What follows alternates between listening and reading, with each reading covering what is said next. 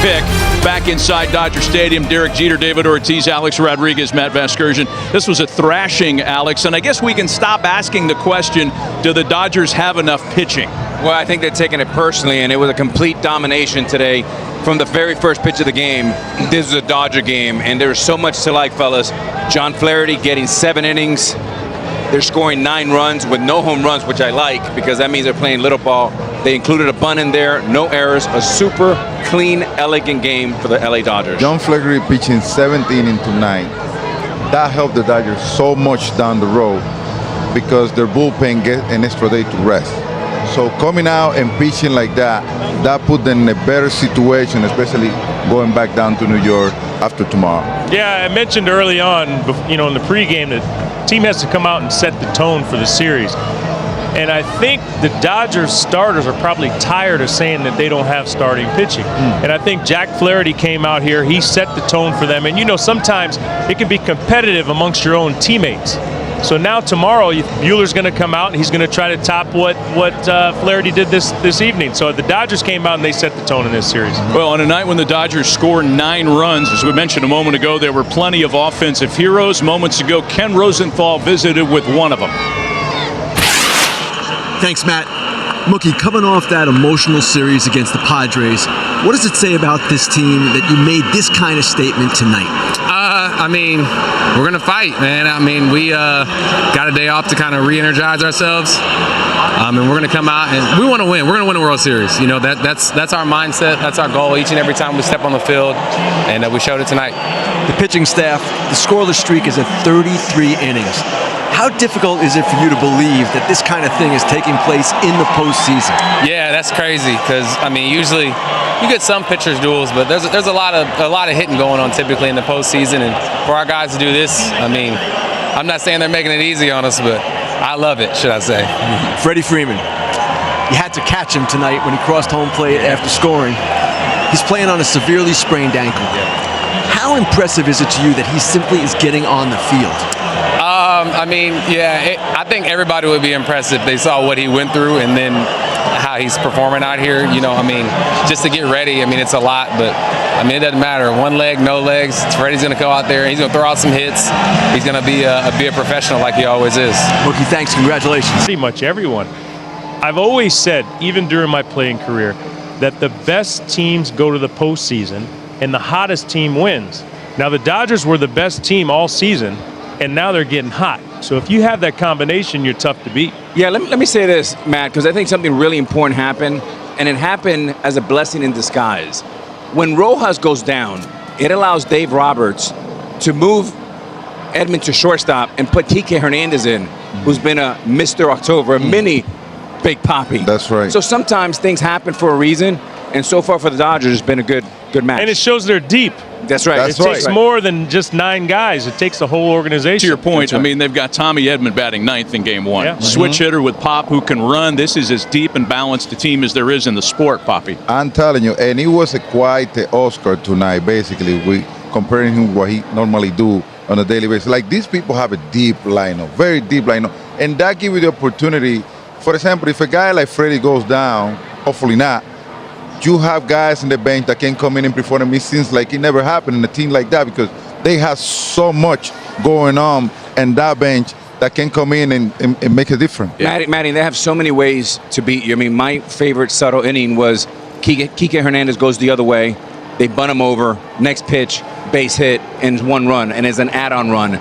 They can beat you with the long ball. Tonight, they scored 9 runs with no home runs. That's even more impressive to me this time of year. And when they get guys on base, and Poppy, this is for you, Shohei Otani in particular, he is an absolute beast. When he smells steak, when he smells the RBI. When he smells steak, baby, he's ready to eat it. Check this out, right here, 6'8" with a steak on base. Kid, hold on. Oh. For those people at home that may not be the biggest baseball fans and understand what you're talking about. They know what a steak means. It's a good call. Okay, let me break it down for you. Let me break it down for you. When I go to the restaurant I always go for the best steak in the house. And usually order 2 of them. No, you ordered 2 of them the other night. I did. It means that when you go to the plate to hit, when you see running a scoring position, we call that a steak, and we go in. But Poppy, answer the question: why does everything have to be a food analogy? Hey man, come on, man, give me a break. Derek, I think what you were after there was an RBI, a ribeye steak. Is that what you were going for there? You did a great job. I think you did a great job explaining that. I think you did. By the way, don't sleep on Max Muncy saying he was trying to get Kodai Senga to throw up in the zone. Throw up in the zone. I mean, Senga was really kind of hard to watch because he obviously wasn't sharp in this start tonight. He hasn't pitched a lot during the season for various reasons, and that kind of set the tone in the Dodgers' favor, and they never let their foot off the gas pedal. Yeah, I mean, it was a little surprising. You know, chalk it up at jet lag, whatever you want. You know, a little unfair to him. He hasn't pitched much, you know, lately, and, you know, you're sending him out there in game 1 of the NLCS against a hot Dodgers team. But, hey, it's a series for a reason. Right, this is one game. Whether you lost 1-0 or 9-0, you move on till tomorrow. The unfortunate thing for the Mets is it's an early game tomorrow, so things turn quickly. I tell you what, I think he got away with less runs scored based on the way he pitched, based on the way he started the game. I mean, you're talking about you facing one of the best offensive teams in baseball, which is the Dodgers, and at the beginning he walks on batters, he got in trouble, he gave up a couple of runs, you know what I'm saying? But I feel like I thought that the Dodgers were going to score at least 6 runs in the first inning. Yeah. It could have been worse, for sure. And when you have to face Shohei Otani in the first inning, things have a tendency to go south if you're a starting pitcher.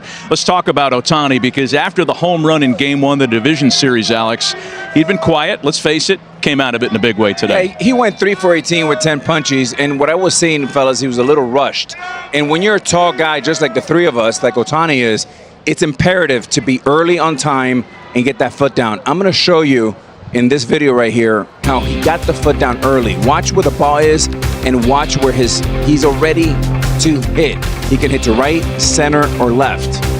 And when you're tall like you're him, like 6'4", it's important to get down early and allow yourself to have that beautiful stroke that produced a lot of home runs this year. But when you're late, fellas, and you're tall, it's twice as hard. It's not like Altuve can be late. He can get away with it. We can't, and neither can Otani. Absolutely. And let me tell you, we also have to give credit to that good pitching staff that the San Diego Padres has. Because we always say this, and we know this, good pitching can't stop good offense. It doesn't matter what kind of batters you are.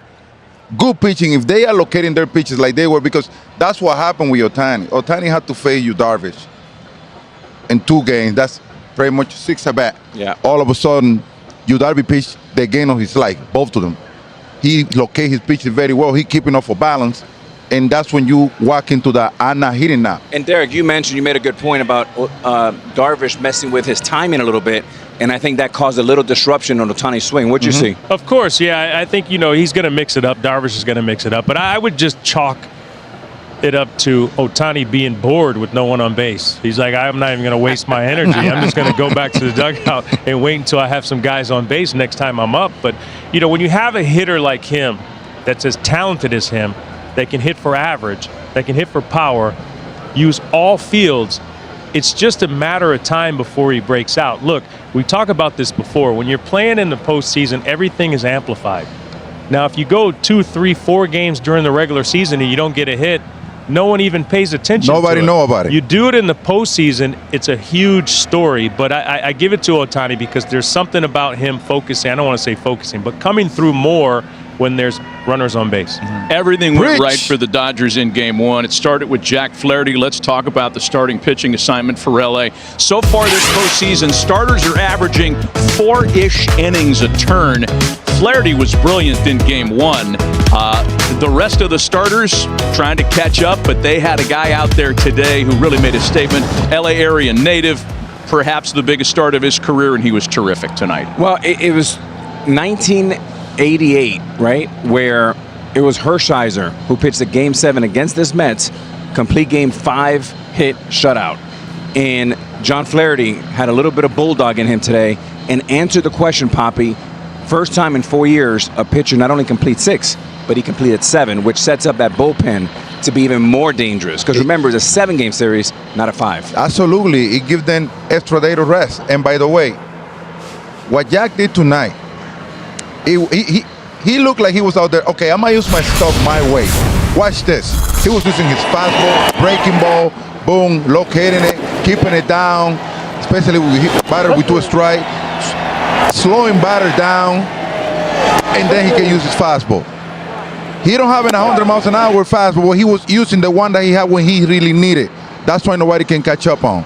And the other thing I would add, you said that he gets an extra day of rest. We talked a lot about a 5-game series as opposed to a 7-game series and not being able to use your bullpen as much in a 7-game series. Well, there were no stressful innings for the Dodgers bullpen.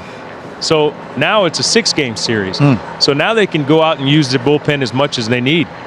You bet. Yeah, Jack Flaherty set the tone. He was outstanding in Game 1. He'll be bouncing back again in the series if needed. Yeah, he was off. You know, he didn't have it. He didn't have the life on his fastball and a lot of balls out of hand. You know, non-competitive pitches. You know, especially the split. You could tell that the way they were taking those pitches, they were balls out of the hand. So definitely off today. You know, it's easy and probably unfair to armchair quarterback this thing after it didn't work, but the decision to start Senga, despite having another option on regular rest, is something the Mets are going to have to answer to. Well, Jack Flaherty was great on one side, which rested the bullpen. The opposite was true for the Mets. Now, fellas, we don't have the information. We don't know if somebody's hurt. They have the information. They know better than us. But from outside, you're thinking the Mets had 3 days to set up their starting rotation. You have Minaya on full rest. You have Severino, who hasn't pitched in 6 days. You have Quintana and Peterson. A lefty would have been beautiful. I'm wondering why put yourself in a hole. Senga was not good. And the reason he's not a good matchup with this Dodger team is the Dodgers do not chase. The Phillies chased. The Dodgers force you to throw the ball in the strike zone. And if you don't, it's going to be a long night. Absolutely. And like I say, he don't have his command from the very beginning. He was all over the plate. His split finger, which is one of the best weapon that he have, was bouncing way in front of the plate. Like when you see your starting pitcher struggling like that, location-wise, especially against a team like this one, you have to instantly think about who you're going to put out there next, because it seems like he don't have it at all tonight. Yeah, I mean, you mentioned it. We don't have all the information. We don't know why they chose him to come out here and pitch Game 1. Maybe it's something they're setting up further down the series, but he didn't have it. You saw Mendoza say he just didn't have it. This is a veteran, experienced team with the Dodgers. They're going to make you throw strikes throughout the lineup. They were forcing him to throw strikes, and he just wasn't. So it's unfortunate if you're the Mets because you wanted to come out here and win a game, but you have to win tomorrow because you do not want to be down 2 games going back to Citi Field. You know, the Mets have played absolutely beautiful baseball for 2.5 months. And tonight, they looked a little bit out of sync a little bit. Maybe it was a travel. They came in late. I'm not sure what it was. But it was a comedy of errors, both on the bases, running the bases, balls, throwing the balls all over the place. And that's strange for them. But they need to get back to playing Mets baseball. Like Derek said, tomorrow's the only game that matters. Take this back to New York 1-1. Senga ghost fork was more like a Casper the Friendly Ghost if you were a Dodger hitter tonight. Let's spin it forward then. And I would imagine, you guys tell me, having done this before, short turnaround that is in a postseason game. Day game tomorrow, probably good news for the Mets to get the bad taste out of their mouth immediately. Could be good, could be bad. We'll see, because I tell you what, you know, there is momentum. Hitting's contagious. Good hitting, bad hitting, good pitching, bad pitching. The Los Angeles Dodgers are feeling good about their lineup. They're feeling good at how they're swinging the bats. They're feeling good how they're pitching. So they want to get back on this field as soon as possible. If you ask them, they would like to be a doubleheader. Just go right at it. Now, the Mets need to just turn the page, because when you're in a series like this, it doesn't make a difference if you lose 1-0 or 9-0. A win is a win, a loss is a loss. It may look bad, but you have to turn the page quickly and come out here and find a way to win a game. Minaya has been absolutely outstanding for them. He had to come in tomorrow and set the tone for them so they can go back to New York 1-1. If Minaya doesn't come in and pitch something similar to what he did his last outing, they can be in big trouble. Derek, I'm going to disagree with you a little bit. A loss is a loss, but a win is also a win. The way the Dodgers won, it takes great energy into tomorrow's game. The Mets have made 3 errors the entire postseason. They made 2 tonight. sloppy base running mistakes. I think it's great news, Matt, to your point about coming back as early as possible. They'll play at 10 in the morning. So, yeah, I mean, you never know. Look, we blew them out in Game 3 in 04, Yeah. right? Terrible example. Yeah, Terrible. but I'm just saying, and you came back. So that's why I'm trying to say it really doesn't make a difference. I mean, it looks bad. You're going to answer questions. You're going to hear about it. You're going to read about it. But a win is a win and a loss is a loss. It's a 7-game series. You need to win a game or lose a game. Especially in New York, you're going to read about it.